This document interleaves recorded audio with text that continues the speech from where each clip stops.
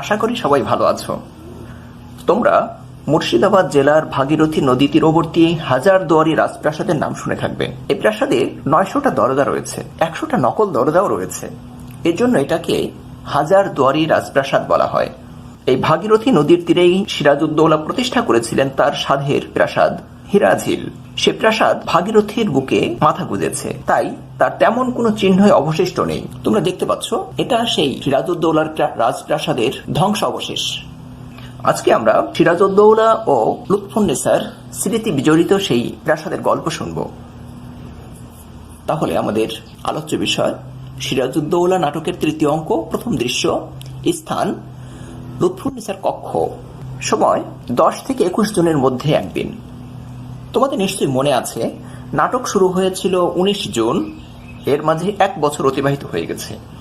এই দৃশ্যে নাট্যকার সিরাজউদ্দৌলাকে একজন হৃদয়বান, মানবিক গুণসম্পন্ন মানুষ হিসেবে, নবাব হিসেবে, স্বামী হিসেবে প্রতিষ্ঠা করেছেন।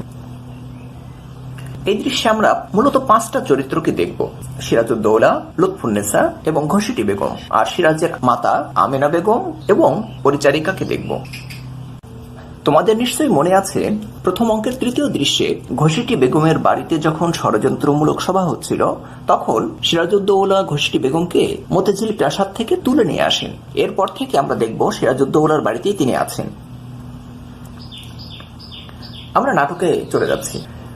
এখানে একটা প্রশ্ন হয়, সিরাজউদ্দৌলার মায়ের নাম কি? উত্তর আমেনা বেগম। আর সিরাজউদ্দৌলার স্ত্রীর নাম কি? লুৎফুন্নেসা। তারা বসে আছেন, উপবিষ্টা বসে আছেন। সেখানে ঘসিটি বেগম আসলেন। ঘসিটি বেগম বলছেন, বড় সুখে আছো রাজমাতা আমেনা বেগম। লুৎফা ডাকছেন যে আসুন খালাম্মা। মাকে যদি মাম ডাকা হয়, তাহলে বড় খালাকে ম্যাক্সিমাম এবং ছোট খালাকে মিনিমাম ডাকা উচিত। এখানে মনে রাখো, সিরাজউদ্দৌলার ম্যাক্সিমাম অর্থাৎ বড় খালা ঘসিটি বেগম, আর আমেনা বেগম ছিলেন মিনিমাম। নবাব আলীবর্দীর 3 কন্যা ছিলেন, এর মাঝে আমেনা বেগম ছোট, ঘসিটি বেগম বড়। বেঁচে থাকো, সুখী এবং সৌভাগ্যবতী হও, এমন দোয়া করলে সেটা আমার পক্ষে অভিশাপ হয়ে দাঁড়াবে। এখানে খেয়াল করো, তোমাদের বইতে একটা বিরাম চিহ্ন ভুল আছে। এখানে দাড়ি হবে না। এখানে দাড়ি দেওয়ার অর্থ হলো এটা আশীর্বাদ করা হয়ে গেল যে বেঁচে থাকো, তুমি বেঁচে থাকো। কিন্তু উনি বলেছেন যে আমি বলবো না তুমি বেঁচে থাকো, বেঁচে থাকো, সুখী এবং সৌভাগ্যবতী হও। এটা বললে এটা অভিশাপ হবে। সিরাজউদ্দৌলা জীবিত থাকুক, সিংহাসনে অধিষ্ঠিত থাকুক, এটা ঘসিটি বেগম চান না। আমিনা বেগম বলছেন, সেই বড় আপা, এসো কাছে এসো। বসতে আসিনি, দেখতে এলাম কত সুখে আছো তুমি। পুত্র নবাব, পুত্রবধূ নবাব বেগম, পত্রী শাহজাদি। এই নাটকে সিরাজউদ্দৌলার কন্যা জোহরার নাম নেই, শুধু আমরা প্রসঙ্গটা পাচ্ছি। আমিনা বলছে, সিরাজ তো তোমারও পুত্র, তুমিও তো কোলে পিঠে করে মানুষ করেছ। তোমরা জানো যে ঘসিটি বেগমের কোনো সন্তান ছিল না, এ কারণে বিশেষ করে সিরাজউদ্দৌলার ভাইকে নিয়েছিলেন এবং সিরাজউদ্দৌলাকে কোলে পিঠে করে মানুষ করেছেন। ঘসিটি বলছেন, অদৃষ্টের পরিহাস, তাই ভুল করেছিলাম। আমার কপাল খারাপ, ভাগ্য খারাপ, তাই ভুল করেছিলাম। যদি জানতাম বড় হয়ে সে আমার সৌভাগ্যের অন্তরায় হবে। সৌভাগ্যের অন্তরায় বলতে, সিরাজউদ্দৌলা না থাকলে ঘসিটি বেগমে রাজমাতা হতে পারতেন। যে কোনো একভাবে দত্তক নিয়ে বা যে কোনো একভাবে সন্তান লালন পালন করে তিনি বড় কন্যা হিসেবে ক্ষমতার স্বাদ নিতে পারতেন।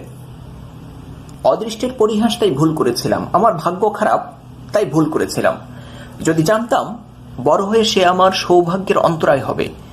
সৌভাগ্যের অন্তরায় এজন্য হয়েছে যে সিরাজউদ্দৌলা না থাকলে ঘসিটি বেগমই রাজমাতা হতে পারতেন বা শওকত জং নবাব হতে পারতেন। এ কারণে সিরাজউদ্দৌলা তার সৌভাগ্যের অন্তরায় হয়েছে। যদি জানতাম অহরহ সে আমার দুশ্চিন্তার একমাত্র কারণ হবে।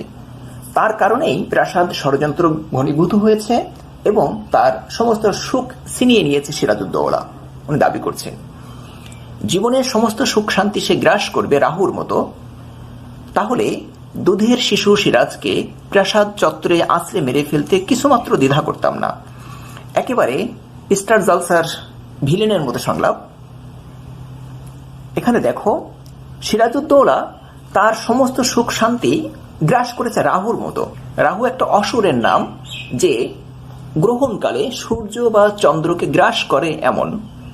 তো সিরাজউদ্দৌলাও ঘসিটি বেগমের এরকম সুখ শান্তিকে গ্রাস করে নিয়েছে, এজন্য রাহুর প্রসঙ্গ এনেছেন। লুৎফা বলছে, আপনাকে আমরা মায়ের মতো ভালোবাসি, মায়ের মতো শ্রদ্ধা করি। ঘসিটি বলছেন, থাক, আবেগ শব্দ। যে সত্যিকারের মা, তার মহলেই তো চাঁদের হাট বসিয়েছ। চাঁদের হাট একটা বাগধারা, যার অর্থ প্রিয়জন সমাগম বা আনন্দের প্রাচুর্য অথবা ধনে জনে পরিপূর্ণ সংসার, বিভিন্ন অর্থ ধারণ করে। বলে, আমাকে নিয়ে পরিহাস করা কেন? দরিদ্র নারী আমি। জ্ঞানমূলক হয় উক্তিটি কার? দরিদ্র নারী আমি নিজের সামান্য বৃত্তের অধিকারিণী হয়ে এক কোণে পড়ে থাকতে চেয়েছিলাম, কিন্তু মহাপরাক্রমশালী নবাব সে অধিকারটুকু দিলেন না। তোমরা জানো যে মতিঝিল প্রাসাদ থেকে তাকে তুলে নিয়ে আসা হয়েছিল, সেই প্রসঙ্গটা তিনি এখানে তুলে ধরেছেন। কি হয়েছে তোমার? পুত্রবধূর সামনে এরকম ব্যবহার করছো কেন? ঘসিটি বেগম বলছেন, দেখো যে কে পুত্র আর কে পুত্রবধূ, সিরাজ আমার কেউ নয়। আত্মীয়তার দিক থেকে বোনের ছেলে আর এদিকে খালা, কিন্তু এ অস্বীকার করছে, কারণ হলো বিদ্বেষ। সিরাজ বাংলার নবাব, আমি তার প্রজা। খুবই গুরুত্বপূর্ণ বাক্য, ব্যাখ্যা আসে এই দুটা বাক্যের। সিরাজ আমার কেউ নয় এবং সিরাজ বাংলার নবাব, আমি তার প্রজা। ক্ষমতার অহংকারে উন্মত্ত না হলে আমার সম্পত্তিতে হস্তক্ষেপ করতে সে সাহস করত না। এটা ঐতিহাসিক সত্য।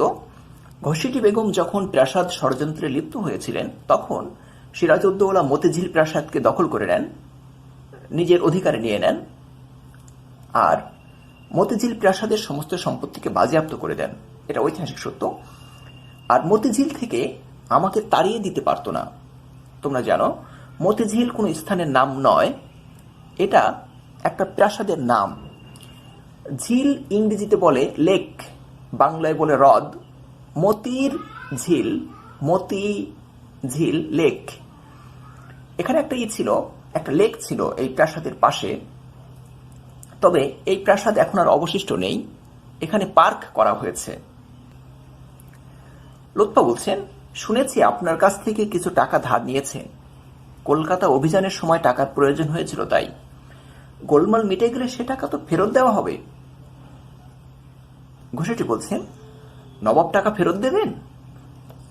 কেন দেবেন না? তিনি তো ব্যক্তিগত প্রয়োজনে ব্যয় করেননি, দেশের জন্য, দেশের স্বাধীনতার প্রয়োজনে তিনি এটা খরচ করেছেন, এটা বলতে চেয়েছেন। ঘোষাটি বলছে, তোমার মুখে বড় বড় বুলি শুনলে গায়ে জ্বালা ধরে যায়, তুমি থামো, লম্বা লম্বা বক্তৃতা করো না। আমেনা বলছে, সিরাজ তোমার কোনো ক্ষতি করেনি আপা। গুরুত্বপূর্ণ বাক্য, তার নবাব হওয়াটাই আমার মস্ত ক্ষতি। কারণ সিরাজউদ্দৌলা যদি নবাব না হতেন, তাহলে শওকত জং নবাব হতে পারতেন, আর রাজমাতা হিসেবে, শওকত জংয়ের পালক মাতা হিসেবে তিনি রাজ কার্য পরিচালনা করতে পারতেন। এজন্য সিরাজউদ্দৌলার নবাব হওয়াটাই তার মস্ত ক্ষতি। খুবই গুরুত্বপূর্ণ বাক্য।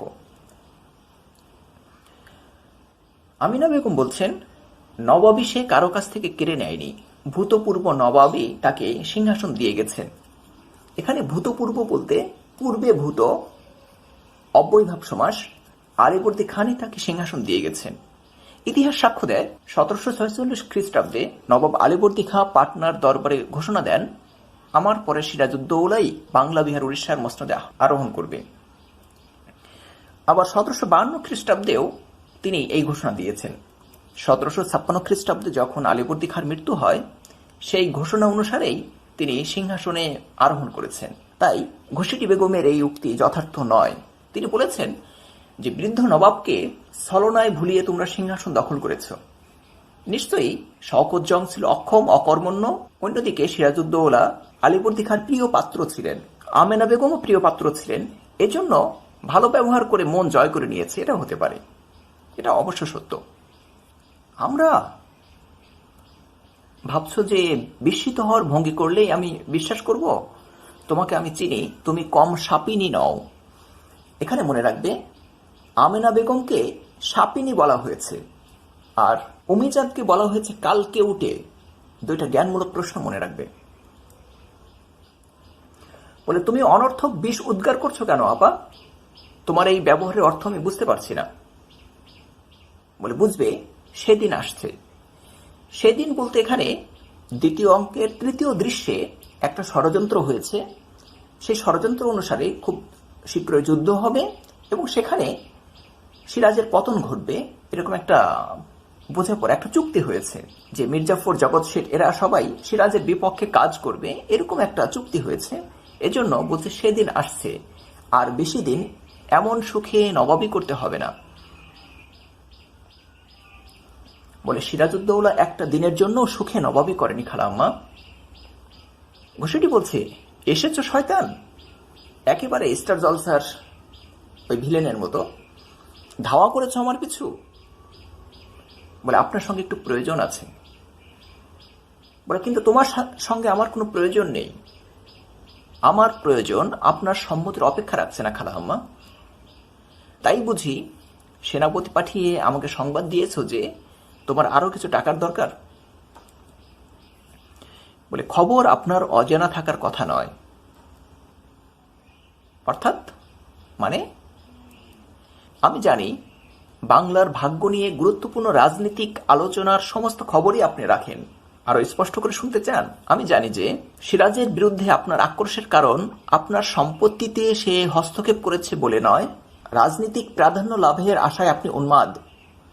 তিনি সিংহাসনে আরোহণ করতে চান, রাজমাতা হিসেবে ভূমিকা রাখতে চান, শাসন কার্য পরিচালনা করতে চান। আমি অনুরোধ করছি যে আপনার সঙ্গে যেন কোনো প্রকার দুর্ব্যবহার করতে না হয়। তুমি আমাকে ভয় দেখাচ্ছ? বলে, না, আমি আপনাকে সাবধান করে দিচ্ছি। তোমার এই চোখ রাঙাবার স্পর্ধা বেশি দিন থাকবে না নবাব। আমিও তোমাকে সাবধান করে দিচ্ছি।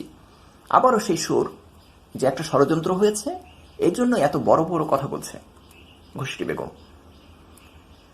সিরাজ বলছে, নবাবের মাতৃস্থানীয় হয়ে তার শত্রুদের সঙ্গে আপনার যোগাযোগ রাখা বাঞ্ছনীয় নয়।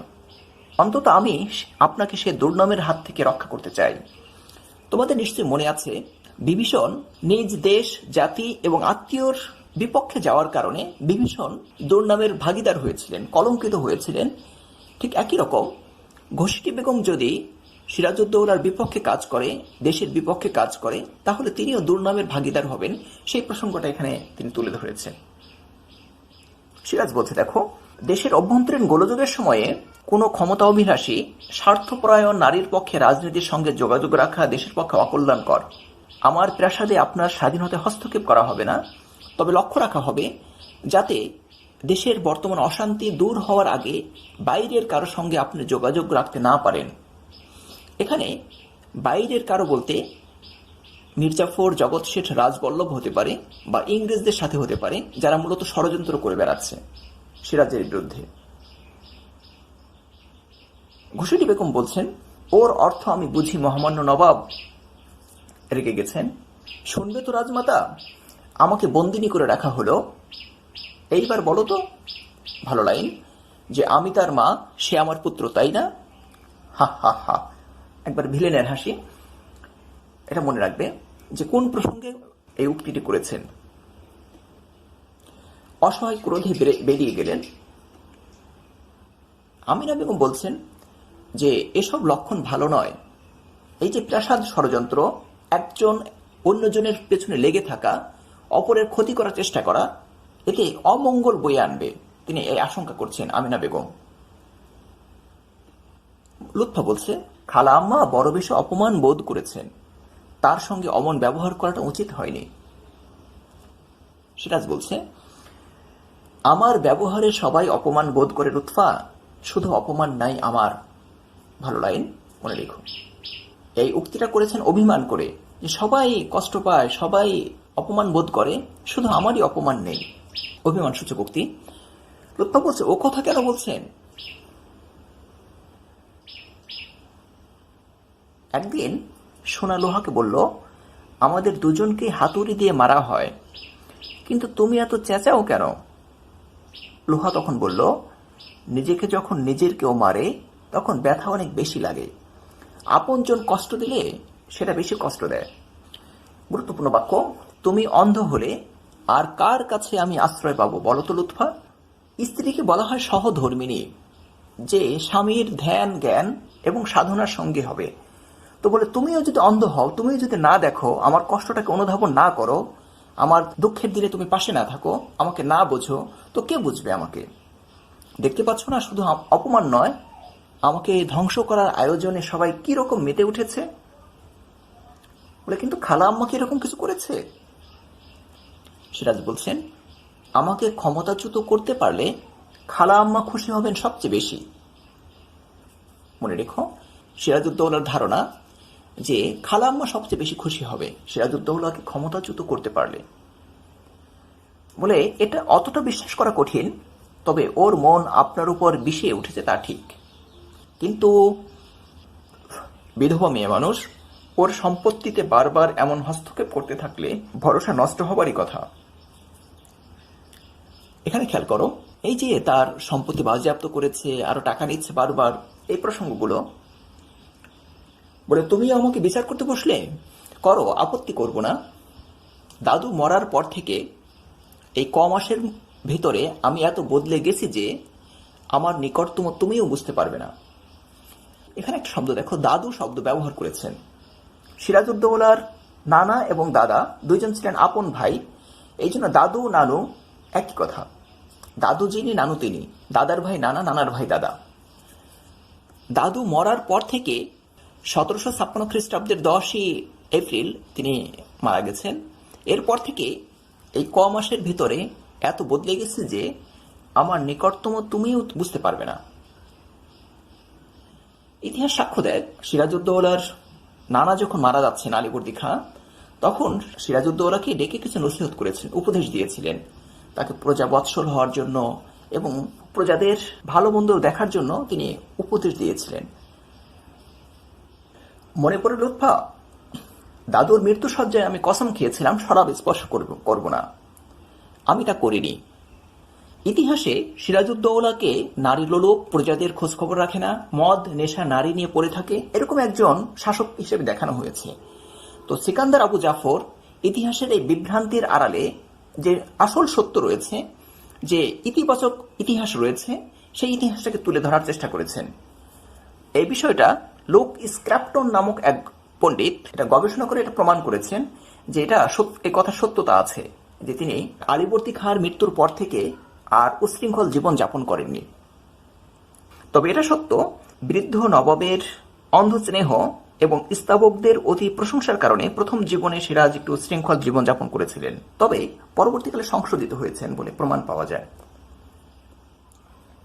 বলে, আমি ওসব কথা তুলছি না জাহাপানা, বলে আমি জানি, সেজন্যই বলছি সবকিছু খুঁটিয়ে খুঁটিয়ে বিচার করো। এখানে একটা কথা মনে রাখো, যে এত টাকা কোথায় যায়?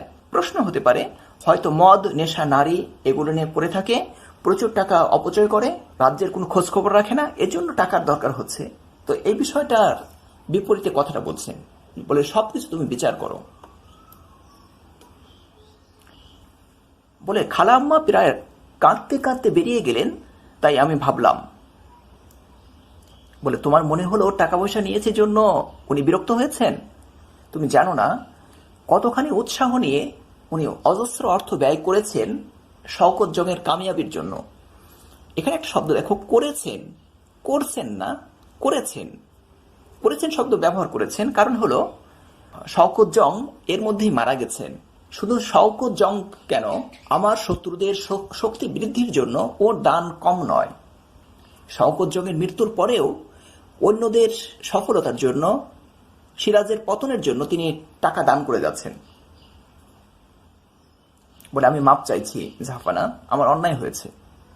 সিরাজ বলছেন যে, লুৎফা এত দেওয়াল কেন বলো তো? আমার চারপাশে লুৎফা, আমার সারা অস্তিত্ব জুড়ে কেবল দেওয়ালের ভিড়। খুবই গুরুত্বপূর্ণ বাক্য। এখানে দেওয়াল বলতে প্রতিবন্ধকতা, আমি কি করতে চাই সেটা করতে গিয়ে যে যাবতীয় বাধার সৃষ্টি হচ্ছে সেই বিষয়টা তুলে ধরেছেন। সিরাজউদ্দৌলা যা করতে চান সেই যাত্রার পথে যে বাধা সৃষ্টি হচ্ছে সেই বিষয়টাকে তিনি দেওয়ালের সাথে তুলনা করেছেন। উজির, অমাত্য, সেনাপতি এবং আমার মাঝখানে দেওয়াল। নবাবের পরের পদটাকেই উজির বলা হয়। উজিরে আজম মানে প্রধানমন্ত্রী, এই হিসেবে উজিরকে মন্ত্রী বলা যায়। অমাত্য, অমাত্য অর্থ মন্ত্রী, মন্ত্রীবর্গ। সেনাপতিদের এবং আমার মাঝখানে দেওয়াল, একটা বাধা আছে, প্রতিবন্ধকতা আছে। আমার যাত্রার পথে তারা বাধা সৃষ্টি করছে, তারা আমার কাছে আসছে না, তারা আমাকে ভালোবাসছে না, আমাকে সাহায্য করছে না, একটা ব্যবধান তৈরি হয়ে গেছে। তাদের এবং আমার মাঝখানে একটা দেওয়াল আছে, তারা আমাকে ভালোবাসতে পারছে না, আমিও তাদেরকে বিশ্বাস করতে পারছি না, এরকম একটা বাধা রয়েছে, প্রতিবন্ধকতা রয়েছে। দেশের নিশ্চিত শাসন ব্যবস্থা এবং আমার মাঝখানে দেওয়াল। খালা আম্মা আর আমার মাঝখানে, আমার চিন্তা আর কাজের মাঝখানে শুধু প্রতিবন্ধকতা। আমার স্বপ্ন এবং বাস্তবের মাঝখানে, আমি স্বপ্ন দেখি কি আর বাস্তবতা কি, আমার অদৃষ্ট আর কল্যাণের মাঝখানে শুধু দেওয়াল আর দেওয়াল। আমার ভাগ্য এবং কল্যাণ, আমার ভাগ্য কেমন আর কল্যাণ কোথায়, এটার মাঝে শুধু দেওয়াল আর দেওয়াল। লুৎফা অবাক হচ্ছে যে আপনি এটা কি বলছেন জাহাপানা, আবেগ শব্দ। আইয়ুব বাচ্চুর একটা গান আছে, সুখেরই পৃথিবী, সুখেরই অভিনয়, যতই আড়ালে রাখো আসলে কেউ সুখী নয়। সিরাজউদ্দৌলাকে দেখব, আপাত দৃষ্টিতে সুখী মনে হলেও আমরা দেখব তার ভিতরের কান্না এই পর্যায়ে ফুটে উঠেছে, প্রকাশিত হয়েছে। সিরাজ বলছে, আমি এর বলতে এই দেওয়ালের কোনোটা ডিঙিয়ে যাচ্ছি, কোনোটা ভেঙে ফেলছি, কিন্তু তবুও দেওয়ালের শেষ হচ্ছে না। তার চলার পথের তার যে যাত্রা, সেই যাত্রার প্রতিবন্ধকতা শেষ হচ্ছে না, একের পর এক প্রতিবন্ধকতা আসছেই।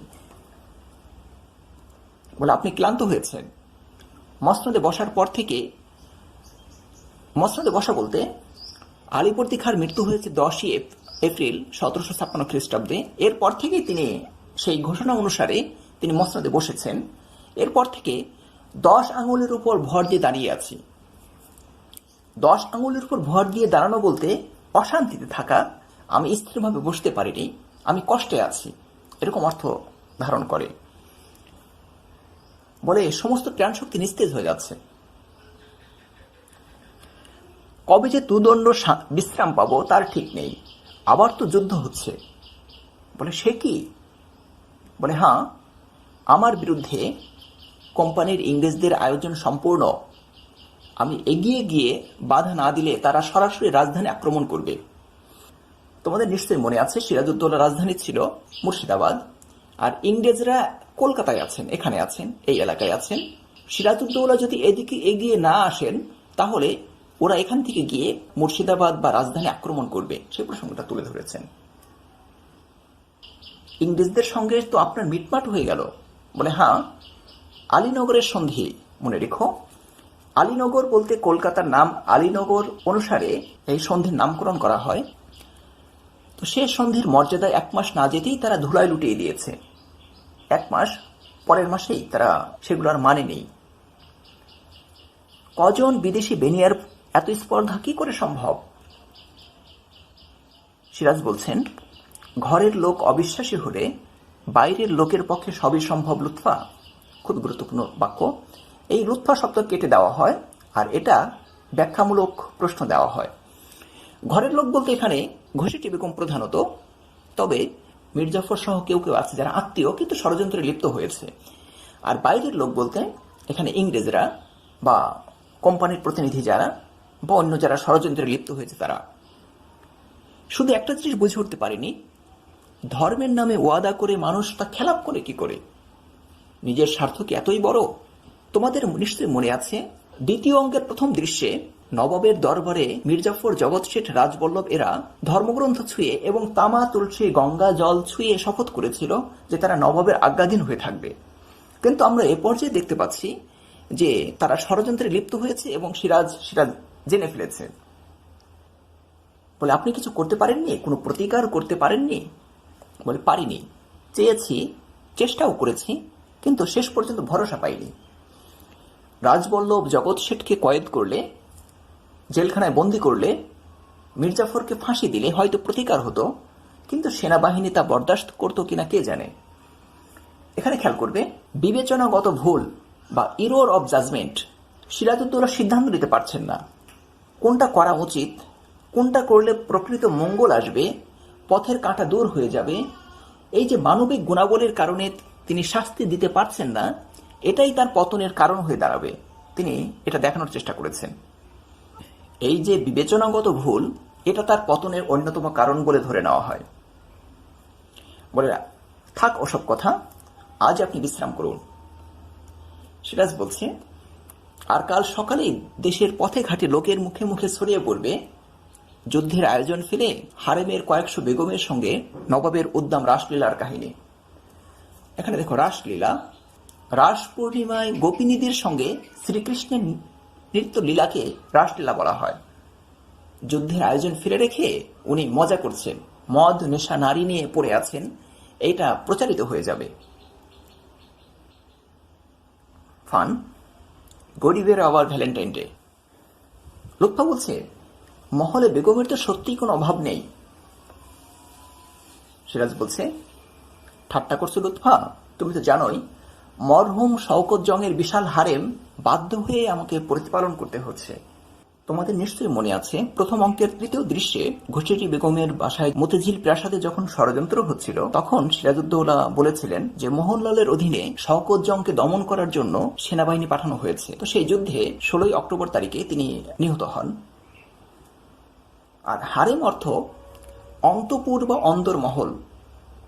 সেই শওকত জং মদ নেশা নারী নিয়ে পড়ে থাকত, তার সেই অন্দরমহল, সেই নারীদেরকে পালন করতে হচ্ছে সিরাজউদ্দৌলাকে। সে প্রসঙ্গটা তুলে ধরেছেন। লুৎফা বলছেন, সে যাক, আজ আপনার বিশ্রাম, শুধু আমার কাছে থাকবেন আপনি, শুধু আমরা দুজন। সিরাজ বলছেন, অনেক সময় সত্যি তা ভেবেছি লুৎফা, তোমার খুব কাছাকাছি বহুদিন আসতে পারিনি। এই বাক্যের মাঝে ফুটে উঠেছে যে সিরাজউদ্দৌলা দেশ নিয়ে, প্রজাদের ভবিষ্যৎ নিয়ে এতই চিন্তিত, এতই ব্যস্ত যে লুৎফার কাছাকাছি আসার সুযোগ হচ্ছে না তার।